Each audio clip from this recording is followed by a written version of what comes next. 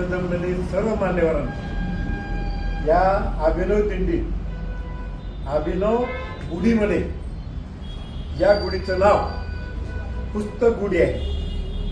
पुस्तकं रचून गुढी उभा केल्याबद्दल आपणा सर्वांचं मी स्वतः खूप खूप अभिनंदन करतो. कारण त्या पुस्तक गुढीमुळं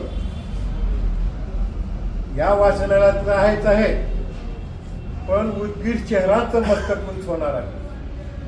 अशाच गुढ्या पुढे अनेक घराघरातून उभा राहाव्यात आणि वाचन चळवळ अधिक गतिमान करावी.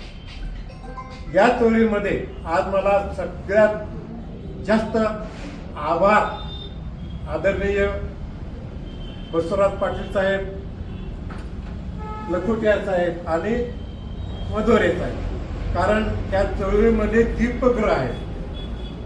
अखिल भारतीय साहित्य संमेलनात सुद्धा यांनी एका वेगळ्या प्रकारची दिशा या वाचन चळवळ दिलेली आहे. यांच्या मार्गदर्शनाखाली आपली चळवळ नक्कीच गतिमान होईल. आता आपल्याला सांगायची गरज नाही, पुस्तकं म्हणजे क्षेपणास्त्र आहे. पुस्तकामध्ये प्रचंड ताकद आहे. पुस्तकं हसवतात, पुस्तकं रडवतात, पुस्तकं क्रांतीही करतात. म्हणून आपण सर्वांनी पुस्तकं वाचलं पाहिजे, पुस्तकावर प्रेम केलं पाहिजे. 1 वर्षापर्यंत लाभ घ्यायचा असेल तर आपण अन्नधान्य लागवड करतो. 100 वर्षापर्यंत भाग घ्यायचा असेल, लाभ घ्यायचा असेल तर आपण फळझाडे लावतो.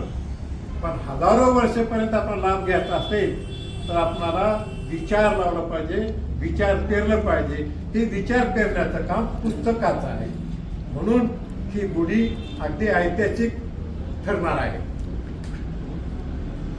या निमित्तानं मी एवढं सांगू इच्छितो की बाबासाहेबांचं पुस्तक प्रेम किती होतं.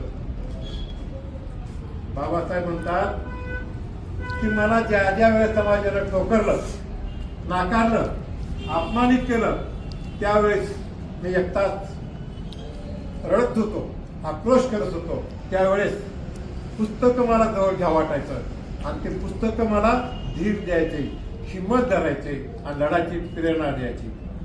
आणि आपल्याला सगळ्यांनाच माहिती आहे, फक्त मी पुनरुच्चार करतो, बाबासाहेब आंबेडकरांजवळ 50,000 ग्रंथ होते. त्या काळातले मोठमोठे उद्योगपती, पिलानी असो की मालवीय असो, 10 लाख 20 लाख रुपयाला त्या काळातल्या त्या वाचनाला त्यांनी मागणी केली. पुस्तक आमच्याकडे त्या विद्यापीठाला बाबासाहेब म्हणाले, पुस्तक विकणं म्हणजे देहवादार विकणं. मी पुस्तकं विकणार नाही. दुर्दैवानं मला दारिद्र्य आलं, मला कर्ज झालं आणि माझी पुस्तकं जर त्यामध्ये कोणी हिसकावून घ्यायचा प्रयत्न केला तर त्या पुस्तकाला हात लावणाऱ्याच्या हात मी कलम केल्याशिवाय राहणार नाही. पुस्तकं जपण्याचं, पुस्तकं वाचन देण्याचं काम आपल्या सगळ्यांचं आहे. ग्रंथपाठ सुद्धा घरट आहे, कारण इथूनच सगळ्या क्रांत्या होणार आहेत. सामाजिक क्रांती सगळी सगळी आहेत. जाता जाता एकच स्मरण करतो की आज पाड्याचा सण आहे, शेतकऱ्यांचा सण आहे.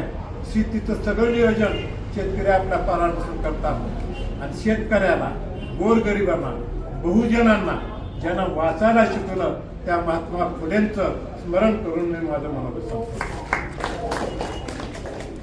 सांगतो.